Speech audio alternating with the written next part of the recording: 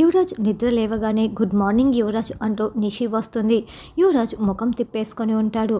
నేనేమి నీతో గొడవ పడడం కోసం రాలేదు, సారీ చెప్పడం కోసమే వచ్చాను. నేను నిన్న రాత్రి అలా మాట్లాడి ఉండకూడదు అని నిషి అంటుంది.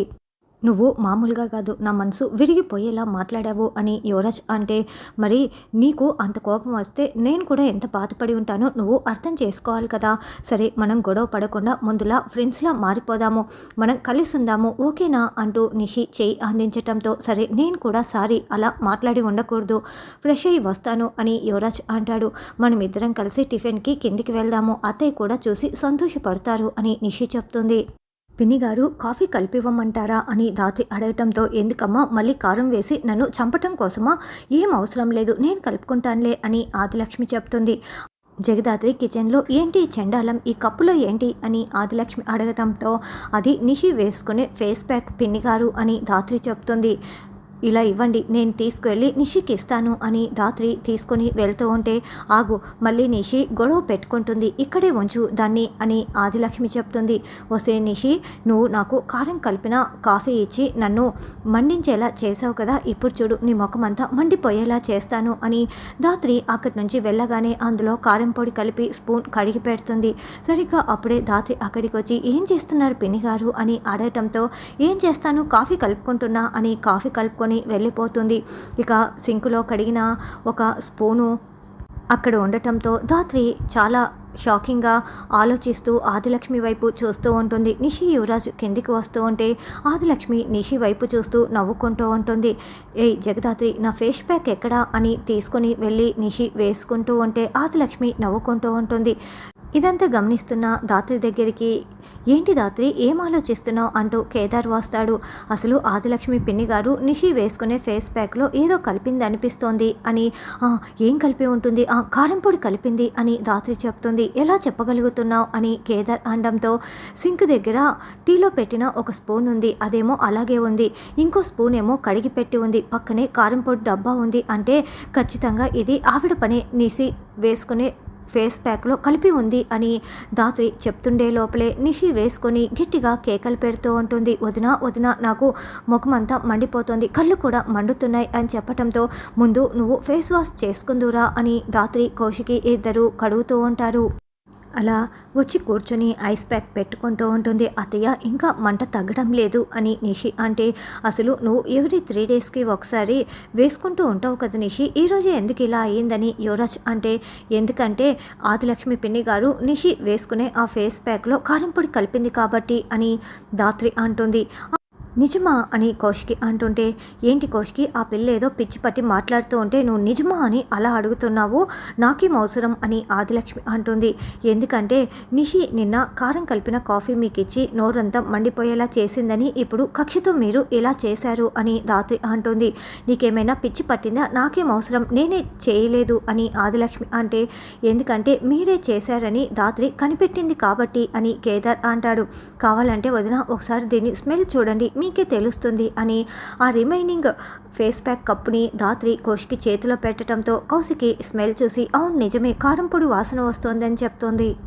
వైజయంతి కూడా వాసన చూసి, అవునమ్మి అని చెప్తూ ఉంటే, మీకు ఆరోగ్యం బాగోలేదని ఇంట్లో ఉండనిస్తే ఇదా మీరు చేసే పనులు అని యువరాజ్ నిలదీస్తూ ఉంటాడు.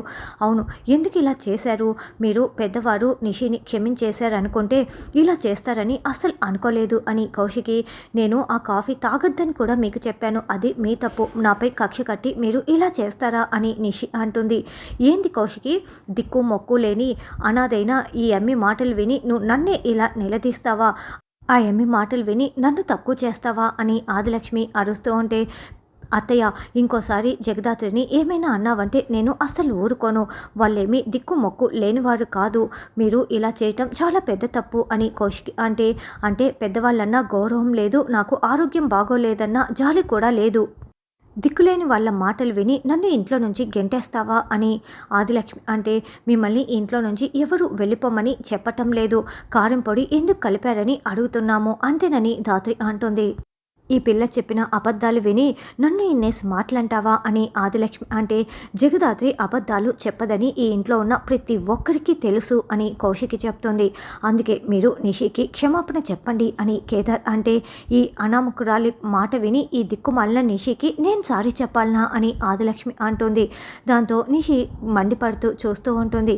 అత్తయ్య గారు ఇది నా ఫ్యామిలీ, ఎవరు బాధపడినా నేను చూస్తూ ఊరుకోను అని కౌశికి వార్నింగ్ ఇస్తుంటే అంటే నన్నే ఇంట్లో నుంచి వెళ్ళిపోమ్మంటున్నావు కదా, సరేలే ఏ ఏట్లోనో దూకి చస్తాను అని ఆదిలక్ష్మి వెళ్తూ ఉంటే ఆగు చెల్లమ్మ అపార్థం చేసుకోకు అని సుధాకర్ అంటాడు.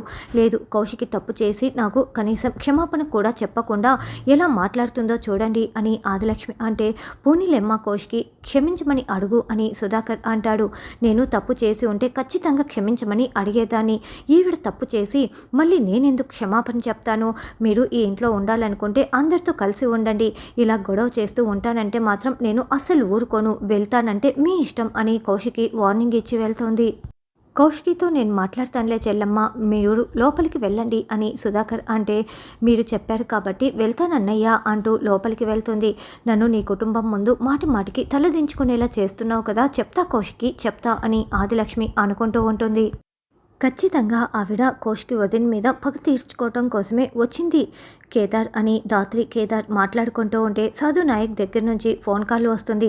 మళ్ళీ ఒక కొత్త కేసు వచ్చింది, ఊరు చివర ఒక అమ్మాయి శవం దొరికింది, ఈ కేసుని మీరే టేకప్ చేయాలి, కాకపోతే ఈ కేసుని మీరు టేకప్ చేస్తున్నారని నేను మీకు ఫోన్ చేసే లోపలే కమిషనర్ దగ్గర నుంచి ఫోన్ వచ్చింది, ఇది సూసైడ్ అని కేసు క్లోజ్ చేయమని చెప్తున్నారు, కానీ పైనుంచి ఎవరు ఫోన్ చేసి ఇలా సూసైడ్ అని కేసు క్లోజ్ చేయమని చెప్తున్నారో కూడా తెలీదు, తెలుసుకోవటానికి కూడా కుదరడం లేదు, అది సూసైడ్ కాదు హత్య, అది ఒక మైనర్ అమ్మాయి అని సాధు నాయక్ చెప్పడంతో మరి మేము కేసు టేకప్ చేయాలా వద్దా అని దాతి అడగటంతో అయితే నేను నీకు ఫోన్ చేశాను, నువ్వు అప్పటికే అక్కడికి వెళ్ళిపోయావు, నేను నీకు ఫోన్ చేస్తూనే ఉన్నాను, నువ్వు కేసు కూడా ఎఫ్ఐఆర్ ఫైల్ చేసేసావు, ఇదే కదా మనం ఆడబోయే డ్రామా, కాబట్టి ఈ కేసుని మీరే టేకప్ చేస్తున్నారు అని సాధు నాయక్ చెప్పడంతో అలాగే సార్ ఈ 2 hours నేను ఎవరితోనూ కూడా మాట్లాడను, మీరు చెప్పినట్లే మొత్తం ఎఫ్ఐఆర్ ఫైల్ చేసేస్తాను, వెంటనే బయలుదేరి వెళ్తున్నాం అని దాత్రి చెప్తుంది. రమ్య సింధు మీరు స్పాట్కి వెళ్ళండి, సింధు ఇది నీకు మొదటి కేసు కాబట్టి జేడీని చాలా బాగా గమనించుకుంటూ ఉండు, మొత్తం ఫాలో అవుతూ ఉండు అని సాధు నాయక్ చెప్తాడు. ఈ ప్లేస్కి సూసైడ్ స్పాట్ అన్న నేమ్ కూడా ఉంది, చాలా తెలివిగా ఇక్కడికి తీసుకువచ్చి చంపేస్తే అప్పుడు అది సూసైడ్ అని అందరూ అనుకుంటారు కదా, అందుకే కిల్లర్ చాలా తెలివిగా ప్రవర్తించాడు, కాకపోతే మనం కేసు తీసుకుంటామన్న లోపే ఈ కేసుని సూసైడ్లా క్లోజ్ చేయమని పైనుంచి ఫోన్ వచ్చిందంటే కిల్లర్ చాలా బ్రెయిన్ ఉపయోగించాడని అర్థమవుతుంది, కిల్లర్ని కాపాడడం కోసమే ఎవరో పైనుంచి ఇలా ఫోన్ చేసి ఉంటారు అని దాత్రి కేదార్ మాట్లాడుకుంటూ ఉంటే రమ్య సింధు కిరణ్ అక్కడికి వస్తారు. అక్క మేడం బావ సార్ అంటూ సింధు మాట్లాడుతూ ఉంటే దాత్రి మండిపడుతూ జెలస్ ఫీల్ అవుతూ ఉంటుంది. అబ్బా అని తల పట్టుకుంటుంది, ఈ పిల్లని పంపించకుండా ఉండమని చెప్పి ఉంటే బాగుండేది అని దాత్రి అనుకుంటూ క్రైమ్ సీన్ని మొత్తం చూస్తూ ఉంటుంది.